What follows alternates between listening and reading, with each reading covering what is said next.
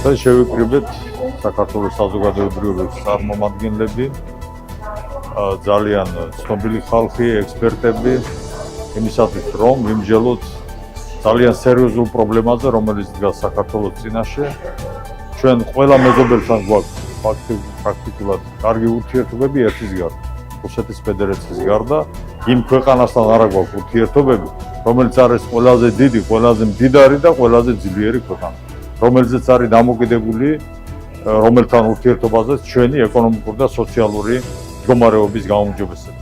აქედან გამომდინარე, ჩვენ ვიმსჯელეთ დღეს აი ამ პრობლემას, ამ პრობლემის გარშემო და მივიღეთ გადაწყვეტილება, დავიწყოთ ხელმოწერების კამპანია საქართველოს მოსახლეობაში, სხვადასხვა რეგიონებში ელექტრონული სახით და მივმართოთ საქართველოს მთავრობას დაიწყოს პირდაპირ დიალოგი რუსეთის ხელისუფლებასთან.